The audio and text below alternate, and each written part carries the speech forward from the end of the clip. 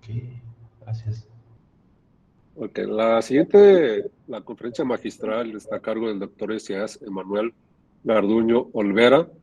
Su título de la conferencia es de la simulación numérica a la industria 4.0, optimización de parámetros en procesos del modelo por inyección de plásticos. El doctor Isaías Emanuel Garduño es doctor en ingeniería química por la Universidad Swansea de Reino Unido, maestro en ciencia e ingeniería de materiales e ingeniero químico por la UNAM. Actualmente es investigador por México en CIATEC, San Luis Potosí. Pertenece al Sistema Nacional de Investigadoras e Investigadores Nivel 1 desde el 2017, habiendo renovado esta distinción en 3 ocasiones consecutivas. Su línea de investigación comprende CFD aplicada a manufactura, simulación de moldes, moldes de inyección y manufactura 4.0. Cuenta con 33 artículos indexados, un capítulo del libro y 3 desarrollos tecnológicos TRL4 implementados con la industria automotriz. Ha sido responsable técnico de proyectos CONACYT y COPICYT. Ha dirigido 11 tesis de posgrado y es docente en CIATEC. Ha actuado como evaluador en convocatorias de CONACYT y ha sido invitado como conferencista magistral en simposios nacionales de ingeniería. En divulgación ha creado el canal de YouTube Academia CIATEC SLP con más de 2,800 vistas. Ha impartido talleres gratuitos a estudiantes de nivel medio superior y ha publicado un artículo en Sciences en el 2026. Adelante, doctor. Muchísimas gracias por la presentación y pues muchísimas gracias a todos por la invitación, particularmente a la doctora Beatriz, que pues es una antigua estudiante de, pues mía y de CIATEC, ¿no? Por eso que hace ratito le hacía énfasis al doctor, que no veía yo la colaboración con CIATEC, no en los proyectos. Pero esperemos que se haga una aproximación pronto ahí para que se logren proyectos en conjunto, porque realmente lo que vi hace ratito es muy impresionante. Muy, muy bueno ese trabajo. Bueno, pues sí me escuchan bien todos, ven bien la presentación, no tenemos problema, ¿verdad? Se escucha bien y se ve bien. Buen día, Doc. Buenos días a todos, excelente. Bueno, entonces vamos a empezar. Espero no aburrirlos mucho. Si tienen alguna pregunta, alguna duda a lo largo de la plática, no se preocupen, me pueden levantar la mano y vemos, atendemos la duda o el comentario. De hecho, me gustaría, ¿no?, que fuera un poquito así, retroalimentada. Al fin todos estamos en línea, ¿no? Estaría muy padre que participáramos de esa manera. Bueno, la plática de hoy la titulé de la simulación numérica de la industria 4.0, optimización de parámetros en procesos de moldeo por inyección de plásticos, ¿no? Un título súper largo, pero bueno, era para que se viera apantallante y tuviéramos mucho público, como ahorita, ¿no? Tenemos más de 30 y tantas personas, que les agradezco mucho que estén aquí. Sí, efectivamente, yo estudié un doctorado en la Universidad de Swansea, allá en Reino Unido, y después me hice investigador por México, me asignaron acá a CIATEC, en San Luis Potosí, donde se estaba gestando lo que se llamaba el consorcio de moldes troqueles herramientales, ¿no? Era prácticamente 3 centros de investigación que se estaban uniendo, uno de ellos era el CIDESI, el otro era Cominsa y el otro era CIATEC, ¿no? Este consorcio nace a partir de la necesidad, principalmente de esta región, de la atención a los moldes de inyección de plásticos, ¿no? Al mismo tiempo, de manera paralela, se estaba gestando, sí, bueno, los países que son muy fuertes en el tema de moldes es Portugal, Brasil, Canadá, Estados Unidos y me falta otro por ahí. Bueno, y China, ¿no? Obviamente China. Entonces, 5 de las empresas más importantes de Portugal se estaban uniendo, vinieron a México a buscar talleres donde pudieran ellos hacer los cambios de ingeniería, la reparación, el mantenimiento a los moldes de inyección. En ese tiempo, no sé si recuerdan, estamos hablando de los tiempos de Enrique Peña Nieto más o menos, ya casi sus finales. estamos hablando ahí alrededor del 2016, 2017, existía una empresa del gobierno que se llamaba ProMéxico. Estos empresarios portugueses se encuentran con la empresa ProMéxico y les dicen que aquí en esta región se estaba gestando el consorcio de moldes, troqueles y herramientales que se unieran, ¿no? Entonces generaron una empresa que se llama Mexportools, donde perdón, se juntan estas 5 empresas, 5 de las mejores empresas, y entonces su sede es aquí en Ciatec San Luis Potosí, ¿no? Aquí lo hacen como sede, ¿no? ¿Por qué aquí? ¿No? No está funcionando el teclado, pero bueno. ¿Por qué Ciatec, ¿no? En particular, ¿no? Pues Ciatec es un centro de investigación que le pertenece a la CECITI, ¿no? A la red de centros públicos de la CECITI, de la Secretaría de Ciencia y Tecnología. Ciatec tiene una importancia muy grande en el país, ¿no? Porque tiene presencia en 7 estados, en Aguascalientes, San Luis Potosí, Querétaro, en Jalisco, en el Estado de México. En Querétaro hay 2 sedes, ¿no? Por ahí falta también Tabasco, porque esta imagen, como nada más es del posgrado, a mí me falta Tabasco, perdón por no ponerlo, pero a mí me falta Tabasco, es la otra sede que es, ¿no? Cada una de estas sedes tiene una vocación, ¿no? Como ya se imaginarán, cada uno atiende un problema de la región, ¿no? Por ejemplo, Tabasco, pues atiende problemas de fluidos, petróleo, temas de ese tipo, ¿no? Jalisco, por ejemplo, atiende temas de microchips, electrónica, ¿no? Por eso también les decía que por qué no estaba Ciatec en esos proyectos, pero bueno, esperemos que pronto. Aguascalientes, pues tiene el tema de manufactura, metrología. Aquí en San Luis Potosí tenemos, les decía yo, lo de moldes, que es manufactura, mantenimiento, cambios de ingeniería. También tenemos una parte de polímeros. En el Estado de México se atiende mucho también lo de manufactura, la parte también de polímeros es muy fuerte allá, ¿no? De hecho, hay una de las mejores máquinas que hay para la realización y mantenimiento, de manufactura y mantenimiento de moldes se encuentran ahí en el Estado de México. Entonces, esto es lo que es Ciatec, ¿no? En particular, les platicaba que yo estoy aquí se me movió esta imagen, pero bueno, estamos aquí en la unidad San Luis Potosí, donde nos encargamos de la parte de moldes, troqueles herramientales, metrología, polímeros, materiales avanzados, y además tenemos el posgrado de manufactura avanzada, ¿no? En la diapositiva anterior, en Ciatec existen otras maestrías, ¿no? Que es la maestría de dirección y gestión de proyectos de ingeniería, y en Jalisco es donde existe la maestría de sistema inteligentes multimedia, ¿sale? Pero bueno, en particular aquí en San Luis Potosí nos dedicamos a este tema. Entonces, se congregaron aquí 5 líneas de investigación. Se congregó la parte de metalurgia, la parte de recubrimientos avanzados, la parte de manufactura aditiva, diseño y simulación, y en la parte en la que estoy yo, que es dinámica de fluidos computacional aplicada a procesos de moldeo por inyección, ¿no? A veces pues suena así como muy pomposo, ¿no? Dinámica de fluidos, pero no, a veces ya como todos ya estamos en este entorno, pues a veces nada más es cuestión de práctica, ¿no? Y de meternos ahí todo el tiempo, ¿no? Les platicaba un poquito de cómo se gestó de lo del consorcio de moldes, troqueles y herramientales, y a lo mejor ustedes se preguntarán, bueno, pero ¿por qué es importante el moldeo por inyección, no? Si nosotros vemos el contexto, pues es clave para todos los sectores, ¿no? Aquí tengo 3, es el automotriz, el electrónico y el médico, pero en realidad tiene importancia para todos, ¿no? Todos los sectores, el sector que ustedes se imaginen, ¿no? Pero en particular estos 3 sectores son los que acaparan la mayor cantidad de pues de moldes, ¿no? Y de pues se necesita generar de piezas, ¿no?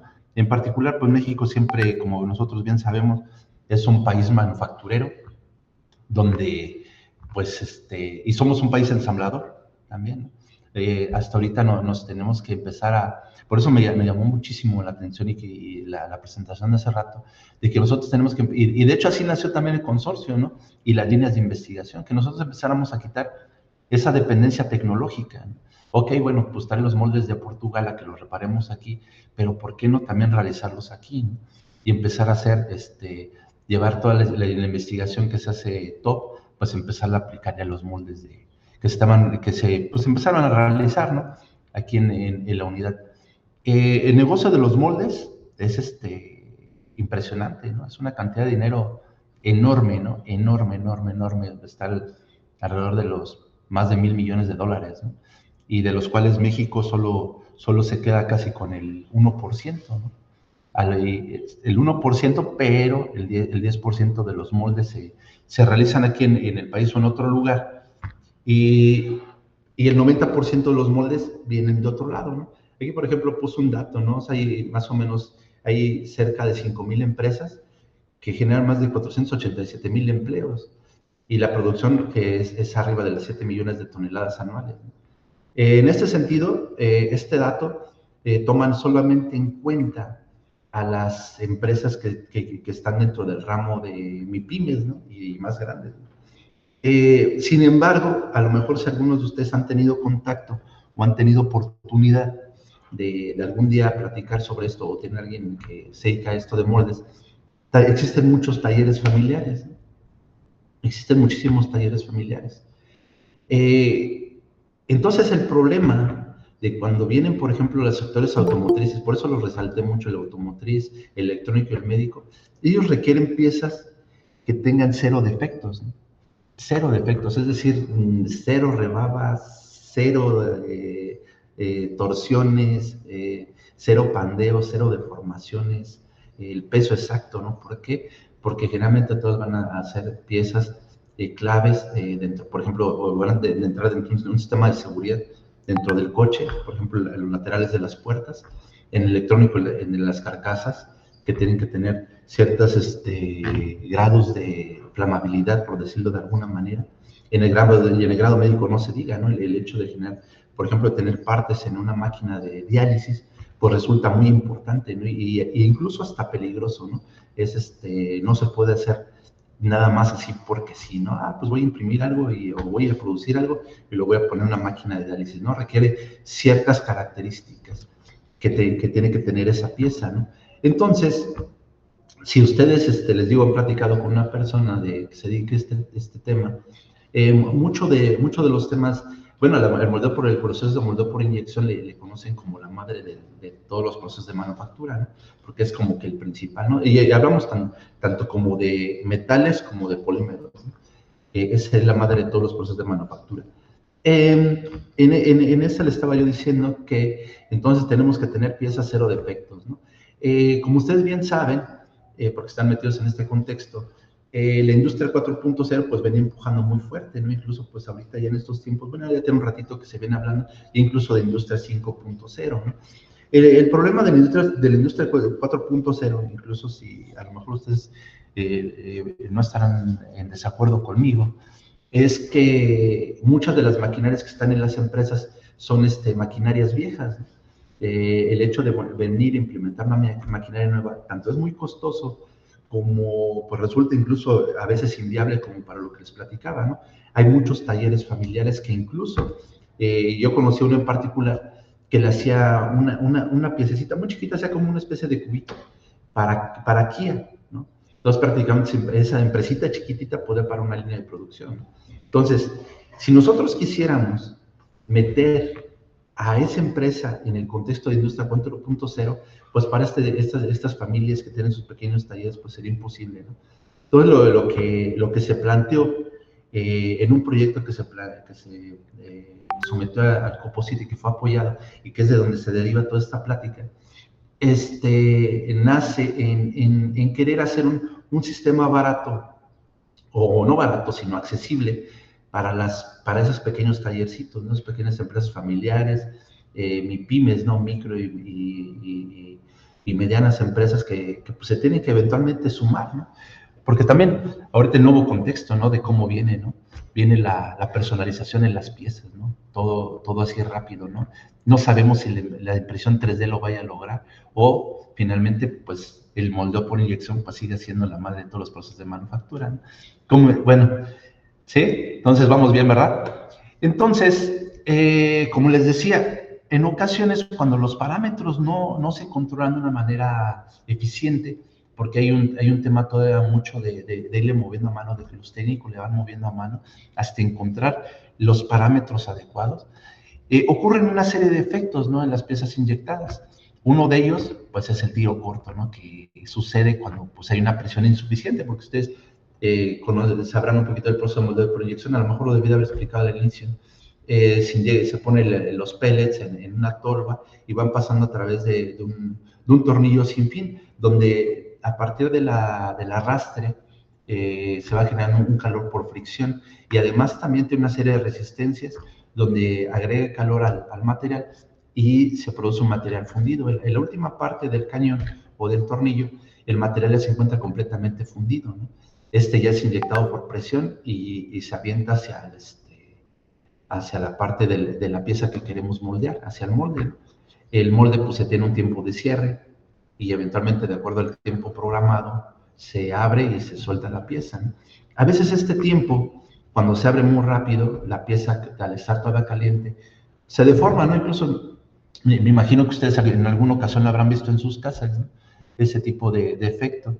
Entonces existe las rebabas, que es por un exceso de presión o mala fuerza de cierre, que pues todo lo hemos visto, ¿no?, en algunas piezas, en algunas cubetas de las que venden en el mercado. La parte del hundimiento, que es porque no se sostuvo el suficiente tiempo, o no se sostuvo la presión dentro del cañón, o el molde se abrió en un tiempo inadecuado, ¿no? Otro de los defectos es las líneas de flujo, que es cuando hay una velocidad inadecuada, ¿no? Cuando hay una velocidad la velocidad es muy alta, o hay dos frentes de flujo que chocan, ¿no?, que vienen de diferentes posiciones. La deformación, que es cuando no hay un enfriamiento uniforme, como les platicaba, el molde se abre muy rápido y la pieza se tuerce, por decirlo en palabras llanas. El otro defecto es la sobrecompactación, que no hay un exceso de presión o de sostenimiento, es decir, cuando se queda muchísimo tiempo aventando presión en el material. Entonces, puede ser que en este caso puede ser que la pieza salga bien, ¿no? Pero a veces el problema es que no cumple con el peso que tiene que cumplir la pieza, ¿no?, que tiene que tener la pieza. Eso a veces pasa mucho en el ramo automotriz, ¿no? Pues dicen, pues mira, la pieza salió bien, pero cuando la pesan, pues tiene unos gramos de más y pues va para afuera, ¿no? Ya no se puede ocupar esa pieza, queda completamente descartada, ¿no? Y más o menos si lleváramos un proceso normal de moldeo por inyección en una empresa, pues tendremos una tasa de efectos alrededor del 5 al 10%, ¿no? Obviamente al inicio, como les decía, va un proceso empírico de, a ver, sube la presión, ponle más sostenimiento, bájale, aumentale la temperatura en el molde, aumenta esto, aumenta el otro, ¿no? Es un proceso muy empírico y es una de las partes que pues también se pretende eventualmente quitar, ¿no? Obviamente hay lugares donde ya existen máquinas automáticas que hacen esto, pero como les decía, son muy caras, ¿no? Y para el contexto, digamos, pues de México y como les decía, de los talleres familiares, de las pequeñas empresitas, que eventualmente se tienen que subir, ¿no?, a lo que es Industria 4.0, o ayudarles a poderse montar en ese caballo, pues va a ser inaccesible, ¿no?, para ellos.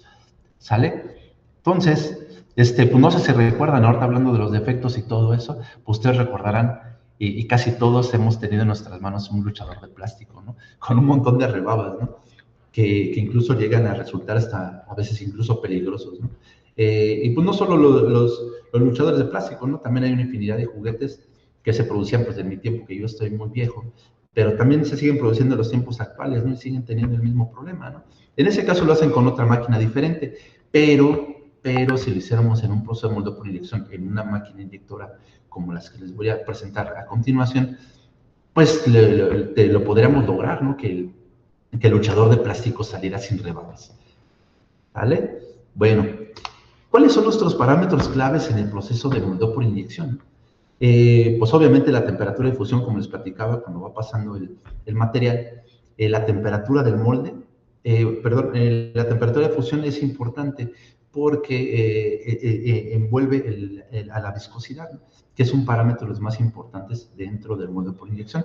Después de eso, pues seguiría la temperatura del molde, que sería el proceso de enfriamiento, la presión de inyección, que es lo que avienta para poder llenar el molde, lograr un llenado completo, la velocidad de inyección, que tiene también una relación muy importante, lo que tiene que ver con la orientación molecular del polímero, ¿no?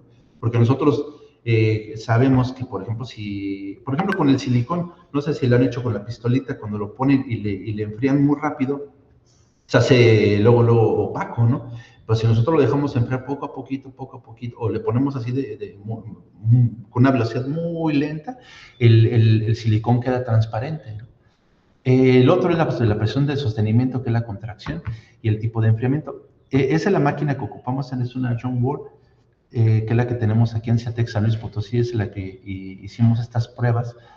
Todos estos parámetros que le estoy poniendo aquí fueron los que pusimos en la simulación numérica, son los que ocupamos, son exactamente los mismos que se pusieron en la máquina como tanto en la simulación, ¿no? Bueno, el software que nosotros tenemos aquí en Ciatec San Luis Potosí es Moldex 3D, pero también existen otros softwares, ¿no? Como el Moldflow, existe el Plastics en SolidWorks, ¿no? Que creo que también Plastics no me acuerdo si es de Moldflow o Moldex, es como un plugin que trae uno de ellos dos. ¿Qué es lo que resuelve el software, ¿no? Básicamente lo que resuelve son las ecuaciones de Navier-Stokes, ¿no? Que es para el flujo, resuelve la ecuación de energía, que es para la transferencia de calor, y la parte relógica, que resuelve la viscosidad. En este caso, ocupa el modelo de Wieland-Landau-Ferri, que básicamente es como un modelo de ley de potencia, ¿no? Que es lo que resuelve el software, una vez que las restricciones ya se le han aplicado, ¿no? En este caso, para el caso que le estoy platicando, fue un material ABS, ¿no? Un material ABS, y creo que para este caso fue la temperatura, la de 230, la que ocupamos. Sí, fue la de 230, pero aquí del lado derecho abajo presento las gráficas para los tres tipos de temperatura, 230, 240 y 250. Arriba a la derecha es la convergencia de mallas que ocupamos, ¿no? O sea que nosotros sabemos que cualquier simulación numérica que implique elemento finito, volumen finito o algún híbrido, pues tenemos que hacer una convergencia de mallas, ¿no? Es decir, que ocupemos el modelo óptimo, que no sea muy costoso computacionalmente, ni tampoco que no nos esté capturando el fenómeno, ¿no? En este caso, no recuerdo bien cuántos fueron, pero fueron alrededor de miles, ¿no?, de elementos los que se ocuparon, ¿no? Además, adicional a esto, nosotros encontramos que es necesario hacer toda la boquilla de inyección para poder generar y aproximarnos al valor real de lo que estábamos obteniendo en las máquinas, ¿no? Entonces, es por eso que ustedes no solo ven la pieza. Esa pieza, así como la ven, son 10 piececitas chiquitas que son unas grapas de fijación que se ocupan para algunas computadorcitas que van en algunos coches, en algunos automóviles. Son unas grapitas muy chiquitas. Y eso fue lo que simulamos y es lo que se manufacturó en el molde. Ahorita lo vamos a ver más adelantito. ¿Sale? Bueno, ¿qué nos dice la simulación? O por qué, la pregunta sería, ¿por qué es importante hacer la simulación del llenado de moldes? Uno, porque nos está hablando del frente de flujo, si se llena completo, no se llena completa la pieza. También, como les decía, cuando los frentes de flujo a veces chocan, cuando van por direcciones contrarias, pueden generar líneas de unión. ¿Qué produce esto? Que a veces la pieza sea quebradiza. Y pues si hacemos las pruebas de tensión, pues no pasaría, ¿no? Entonces, pues es un proceso una pieza que no podrá ser aplicable a los, pues como les decía, las partes médicas o de los automotriz, ¿no? Otra cosa que nos dice es la presión en las cavidades, ¿no? Algunos de los picos, ahí les ocupé la palabra peligroso, ¿no? Pero algunos de los picos nos pueden dar indicios de que si la pieza tiene una sobrecompactación, hay un sobrellenado, es decir, que tenemos rebabas, o que vamos a tener deformaciones no importantes en la pieza. La otra nos habla mucho sobre la temperatura. Vamos a tener un enfriamiento uniforme o no uniforme, porque como les platicaba, eso también puede producir piezas que no cumplan con los estándares de tensión, ¿no? De esfuerzos sobre la pieza, ¿no? Principalmente cuando son piezas, como les decía, por ejemplo, en los laterales, ¿no? Que pueden ser piezas que tienen que tener cierta grado de seguridad. En otro punto son las líneas de soldadura, que llegan a ser puntos débiles en la pieza. Las deformaciones, como les decía, puede cumplir las tolerancias o no, tiene un factor de engrosamiento o la pieza se redujo mucho. Y el tiempo de ciclo estimado, ¿no? Que al final, pues eso todo se traduce en dinero, ¿no? Si vamos a tener buenas piezas, vamos a tener desechos, rechazos, o cuando vayamos y entreguemos las piezas nos las van a regresar, ¿no? En una ocasión, pues nosotros ya tuvimos ese caso, ¿no? Tuvimos que hacer la simulación para unas piezas que ya les habían regresado por cerca de trabajo de 2 semanas, ¿no? Y al final nos encontramos que tenía un punto donde la pieza no se enfriaba muy bien y tenía una ligera rebaba, y eso era por eso, por lo que no cumplía. ¿Sale? ¿Vamos bien? ¿Sí? Bueno, cualquier cosa me dicen, ¿eh? ¿Qué limitaciones tenemos al simular? Uno, pues a veces la pieza es tan compleja que no se aproxima a la realidad de lo que estamos viendo en la máquina.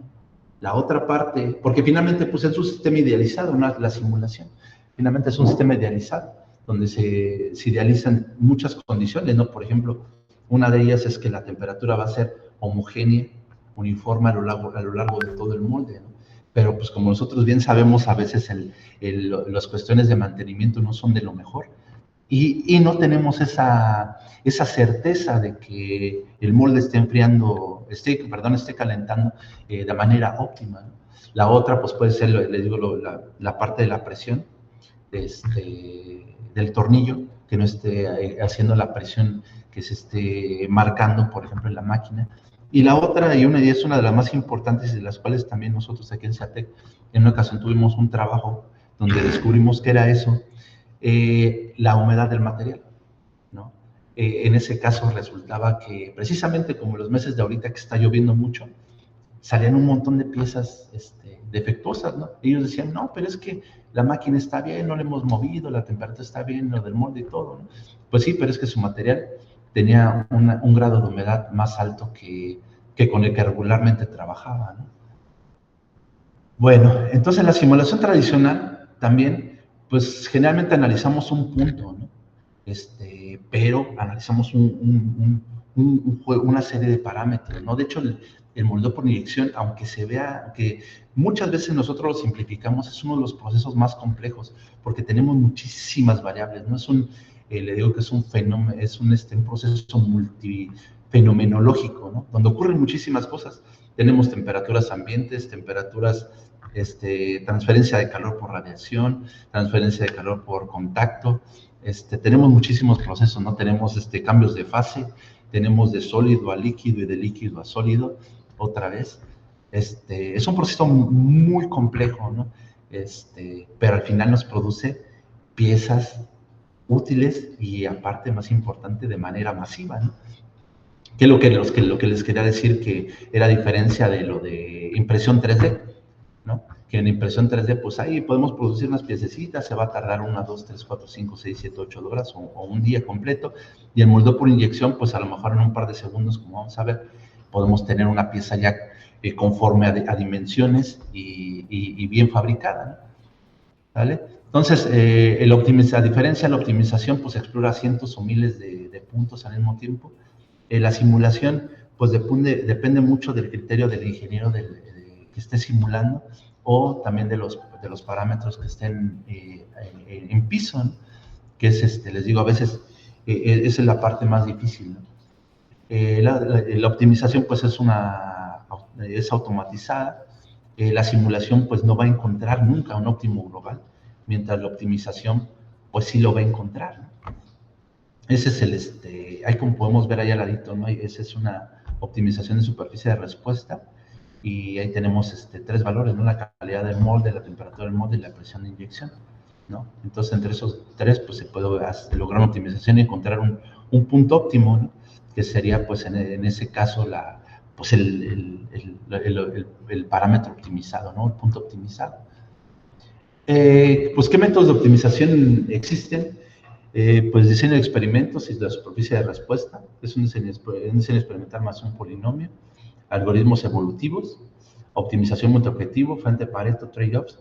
En este caso ahí tengo dos imágenes, una del lado izquierdo abajo, donde tengo la calidad del producto contra el tiempo de ciclo, ¿no? El frente Pareto, la optimización del proceso de molde por inyección, y pues ahí tendríamos la curva, ¿no? En cuestión de la calidad del tiempo de ciclo. Y del otro lado tengo el diagrama de flujo, la optimización, el multiobjetivo, el diseño de experimentos y pues el Pareto, ¿no? Pues más o menos básicamente esa sería la línea para los métodos de optimización que se pueden aplicar. Para el proyecto que les estoy yo platicando, la instrumentación que ocupamos, un sensor de presión. Antes de esto, los sensores que generalmente se ocupan en la industria, ese tipo de sensores llegan a costar alrededor de $1,000, $2,000, ¿no? En este caso, este sensor de presión FX1901, básicamente es una celda de carga, ¿no? Esa celda de carga nos costó $1,200 y tiene un rango de 10 a 200 libras fuerza y un error de 0.01%. En este caso, pues si nosotros nos quisiéramos enfocar en términos de la presión, pues ya tenemos ahí un diferencial muy importante, ¿no? En términos de costo. Por otro lado, pues tenemos, en este caso, ocupamos un acelerómetro 356A01, que lo fijamos en la placa, en la parte de arriba, bueno, se alcanza a ver en la del lado derecho, arriba. Creo que aquí tengo un puntero, ¿no? Sí, aquí lo tengo. A ver, lo tenemos aquí, el acelerómetro. De este lado tenemos los cables que están entrando a la parte del molde. No, no es cierto. Este es el acelerómetro del lado izquierdo y del lado derecho tenemos los sensores de presión del molde, ¿no? En la parte de abajo, en este caso nosotros ocupamos dos sensores de presión, dos celdas de carga que están aquí. Estas fueron colocadas, una en el centro de la geometría y la otra en una de las piezas que se estaban moldeando, ¿no? En esta parte, por ejemplo, podemos ver un diagrama de, por ejemplo, la pieza que está moldeando y aquí cómo aplica la fuerza al sensor, ¿no? El equipo que se ocupó también es un CRIO, que pues así mis compañeros aquí de instrumentación y de electrónica no me dejan mentir, es un equipo caro, y también la interfase y todo ese trabajo de captura de los datos lo hicimos con LabVIEW, que finalmente son caros, ¿no? Más adelantito vamos a ver una propuesta de cómo nos gustaría resolverlo, y por eso también decía que debería de haber colaboración con CIATEC. Pero bueno, se ocuparon los módulos de National Instruments, uno para capturar los sensores de presión, otro para capturar la aceleración, lo del acelerómetro, y otro para un sensor de temperatura, que se colocó también dentro del molde, ¿no? Bueno, y esto fue más o menos nuestra instrumentación para realizar este proyecto. La interfaz de monitoreo de LabVIEW, como les decía, fue una adquisición de cada 10 milisegundos, una frecuencia de 100 Hz. La muestra fue por presión en megapascales. La aceleración está en metros sobre segundo al cuadrado, la temperatura en grados centígrados. Todos estos datos se recopilan y se almacenan en un archivo TXT. Y además generamos una interfaz intuitiva para el operador. Aquí, por ejemplo, en esta interfaz se presentaba en tiempo real la parte de la presión de lo que estaba ejerciendo dentro del molde. Y por ejemplo, esta brecha que ven aquí, donde no hay señal, es cuando no había un proceso de inyección. Luego aquí se vuelve a poner se vuelve a realizar la inyección. En la parte de abajo, el operador puede llenar la serie de parámetros que colocó. Y todo eso se registra en la hoja de datos en archivo de texto, que después se pudieron analizar pues uno los analizamos con Machine Learning, pero esa es otra historia, ¿no? Estas se analizaron con MATLAB para solo obtener en este momento las curvas de presión, ¿no? En este caso, pues obtuvieron 5 curvas de presión. Una, que es la presión, que es para una pieza que sale bien, que está bien, una pieza conforme, una pieza estable, que es más o menos esta.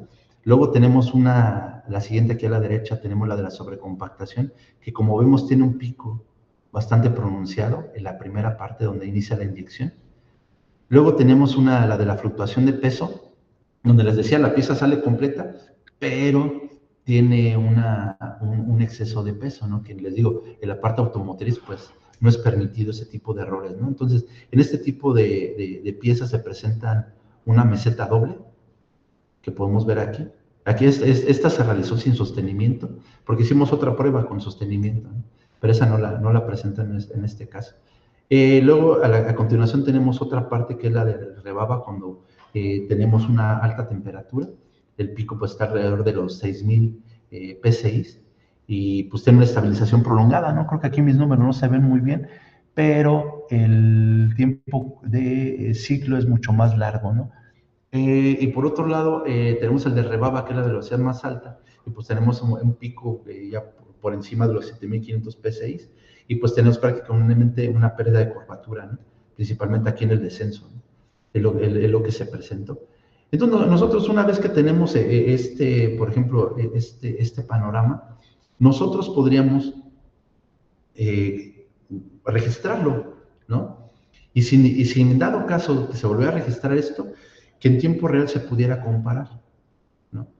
Lo que está sucediendo en tiempo real con lo que ya tenemos registrado y eventualmente lanzar una alarma, ¿no? Y decir, oye, ¿sabes qué? Yo estoy detectando que la presión ya se está saliendo del rango que tú me estableciste, ¿no?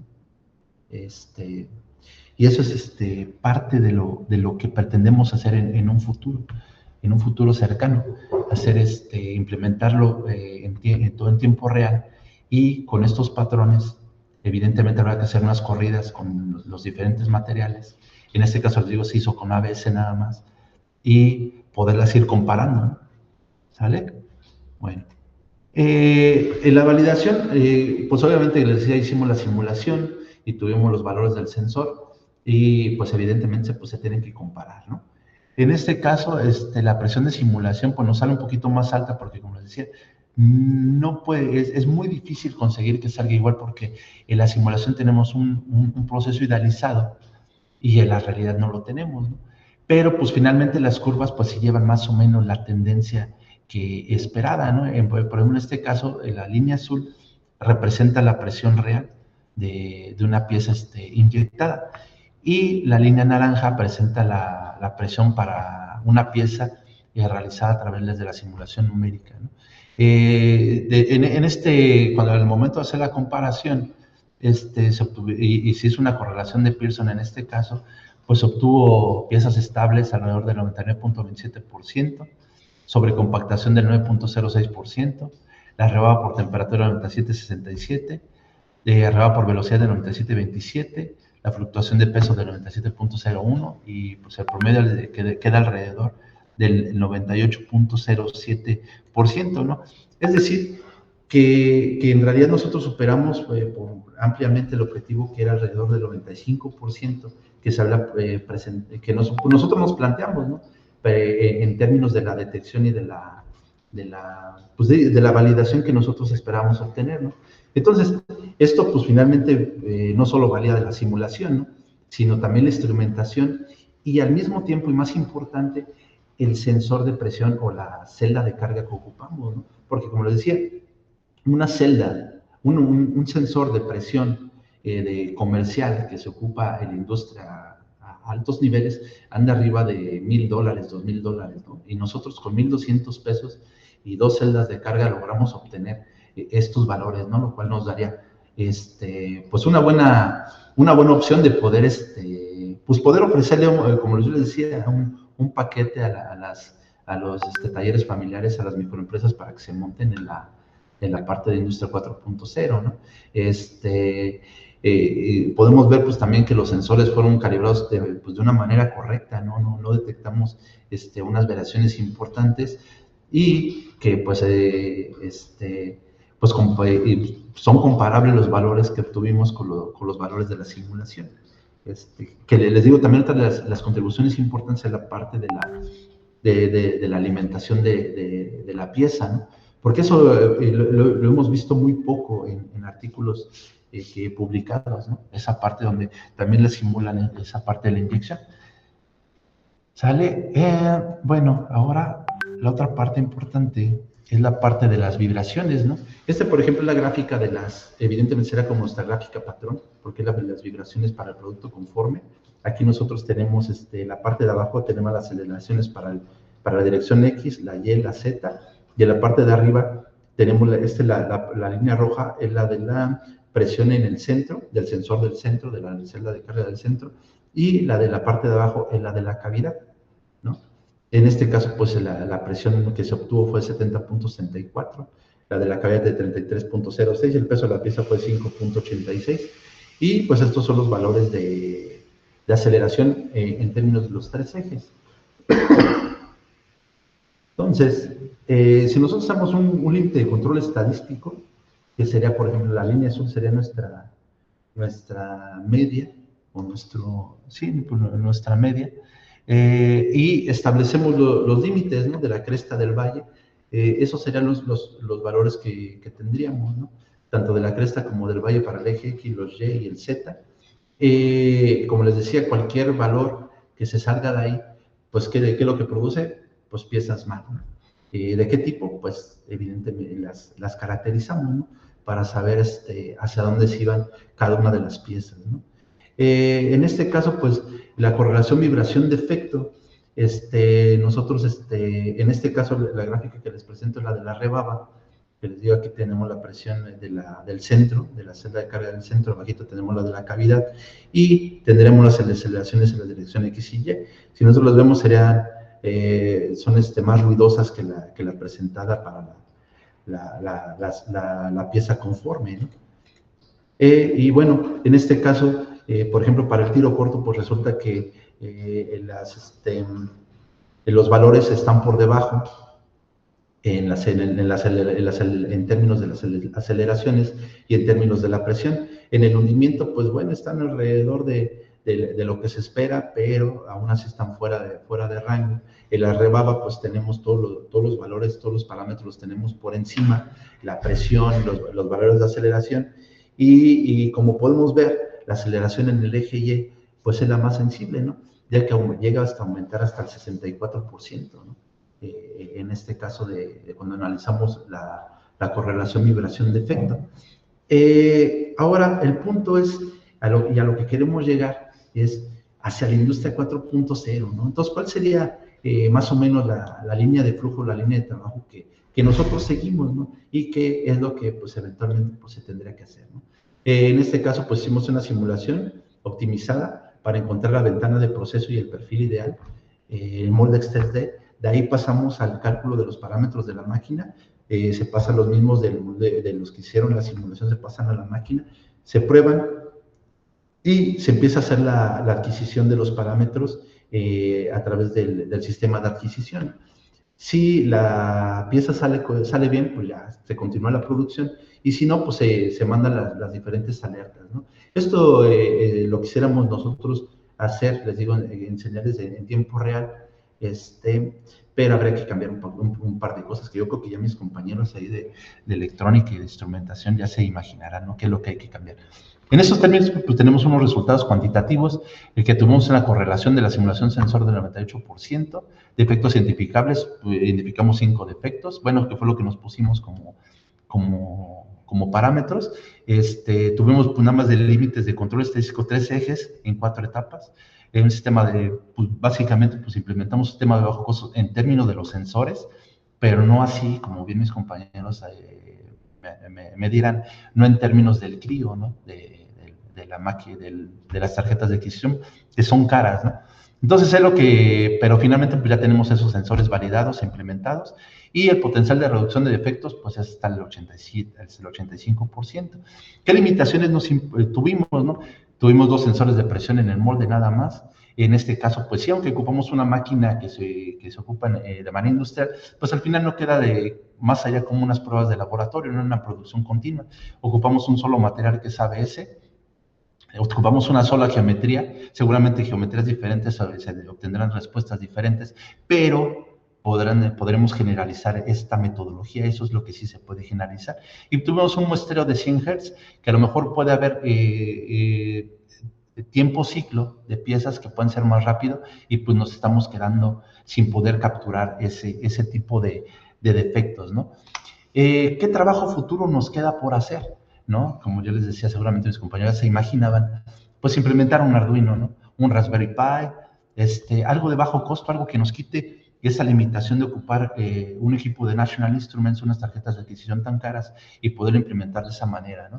De una manera muchísimo más barata, y poder ofrecer un paquete a las empresas familiares y a las microempresas, ¿no? Para que se monten en este tren que ya es imparable, ¿no? Que es el de la industria 4.0 e industria 5.0. Poner más sensores en distintas cavidades, eso ya dependerá de la geometría. Lanzar alertas automáticas, ¿no? Por email, por SMS o por Telegram, no lo sé. Ocupar algoritmos de machine learning para detección de defectos. Eso ya, una parte, eso ya la adelantamos. Por ahí tenemos ya un artículo publicado de eso. Ocupar otro tipo de transformadas en lugar de la transformada de Fourier. Probar con otros materiales como polipropileno, policarbonato, nylon, PET o ABS reciclado, que tiene un comportamiento todavía mucho más diferente, ¿no? Muy diferente al que tenemos, al que presentamos aquí. Implementarlo en producción real, y pues ocupar otro tipo de protocolos, ¿no? De lenguaje máquina-máquina para industria 4.0, y el gemelo digital con retroalimentación automática, ¿no? Entonces, pues finalmente, para conclusiones de ese trabajo, pues la simulación sola no optimiza, ¿no? La instrumentación de bajo costo funciona y valida, ¿no? Ya lo validamos. Tenemos una correlación, obtuvimos del 98.07%, que supera el objetivo del 95%. Tenemos vibraciones en los 3 ejes que nos permiten un control estadístico. Entonces, presión más vibración más simulación, pues eso es igual a la industria 4.0, ¿no? Uno de los últimos trabajos que hicimos hace poquito, analizamos los luchadores de plástico. Ese artículo se publicó hace poquito en febrero en la revista Fisios. Ahí es de acceso abierto, lo pueden leer. Ahí ocupamos un sensor LIDAR para escanear la pieza. Luego la pasamos a MeshLab, hicimos la malla de puntos. Hicimos las simulaciones, obtuvimos los parámetros que se necesitan. Lo único malo es que no tenemos el molde de los luchadores, ¿no? Y los tuvimos que imprimir en 3D, que es la parte que ven hasta la parte de hasta abajo, ¿no?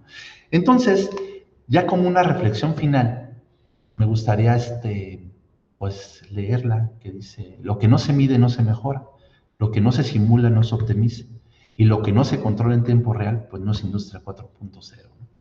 Entonces, solo me quedaría agradecer. Esta investigación pues fue financiada, como les decía, por el Consejo Potosino de Ciencia y Tecnología, a través del fideicomiso 23871 de multas electorales, y a los alumnos de maestría de manufactura avanzada, al maestro Juan Adrián Ruiz Sánchez, al maestro Carlos Alberto Domínguez Hernández, que son los que realizaron el trabajo. Sus tesis son las que son la base para este trabajo que les acabo yo de presentar, ¿no? Entonces, pues muchísimas gracias. Les dejo mi contacto, pues no tengan pena en escribirme o invitarme a alguno de sus proyectos, ¿sale? Y bueno, y pues quedo a su disposición. Muchísimas gracias. Muchas gracias, doctor Isaías. No sé si alguien tiene alguna pregunta para el doctor.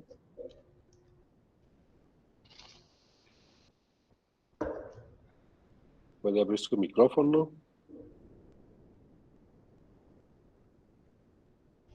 Sí, bueno, yo, pues felicidades, doctor Isaías, por su presentación y el trabajo que está realizando.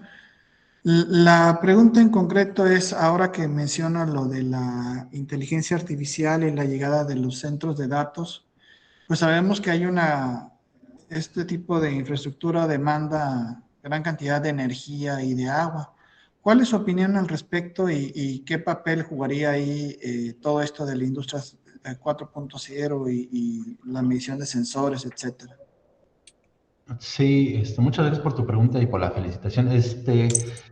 Pues básicamente, no sé si han escuchado, por ejemplo, NVIDIA. Actualmente, allá en Estados Unidos, creo que está lanzando como unos pequeños servidores, por llamarlos así, ahorita no recuerdo el nombre, para que tú los instales en tu casa, ¿no? O sea, básicamente, y creo que te pagan hasta dinero porque lo tengas ahí. Y básicamente pues te están trasladando a ti el tema de que lo enfríes y pagues la cuenta de luz, ¿no? Pues sí, evidentemente la inteligencia artificial yo creo que también es una burbuja que eventualmente va a explotar. Lamentablemente en esto lo digo que va a explotar en términos de lo que es la investigación, ¿no? Y vamos a regresar a los conceptos básicos, ¿no? De investigación de la fenomenología de física, de la físico-química que hay y termodinámica que hay detrás de todos esos procesos. No obstante, en nuestros días, en nuestra vida cotidiana, ya no nos las vamos a poder quitar, vamos a tener que convivir con ella, ¿no? Entonces, ¿qué va a pasar? Los requerimientos energéticos, pues cada vez van a ser mayores, ¿no? Porque a lo mejor ahorita todavía la IA, pues está dentro de un ambiente, ¿no? Pero eventualmente va a saltar a otras generaciones. Las generaciones que vienen atrás, ellos yo creo que hasta va a ser bien difícil que puedan abrir un libro, ¿no? Ellos luego se van a ir al IA y a ver, dime qué está pasando aquí, ¿no? ¿Qué quiere decir esto? Entonces, pues finalmente en este contexto, pues nuestro papel, y para eso sería, por ejemplo, este proyecto, pues reducir, en términos de sustentabilidad, pues reducir desperdicio, ¿no? Reducir scrap, como se dice, ¿no? Reducir scrap. Porque nosotros bien sabemos que la industria automotriz, pues no, oye, la pieza salió mal, pues le vuelve a echar, ¿no? Eso no se puede hacer, no se puede, ¿no? Entonces, pues ese sería nuestro granito de arena, ¿no? Reducir los defectos en las piezas, obtener mejores piezas, y pues bueno, pues esa sería mi opinión. Muchas gracias.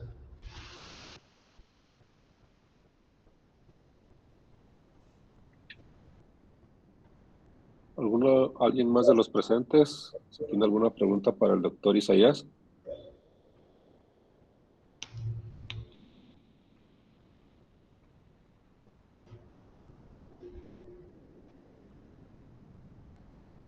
Bueno, y también se aceptan quejas, ¿eh? Y no es cierto, y colaboraciones también, tenemos todavía varios proyectillos aquí en Puerta, ¿no? Entonces, igual si algún día se quieren dar una vuelta aquí hacia Texales Potosí, tienen las puertas abiertas. También allá en Jalisco, vayan a visitarlo.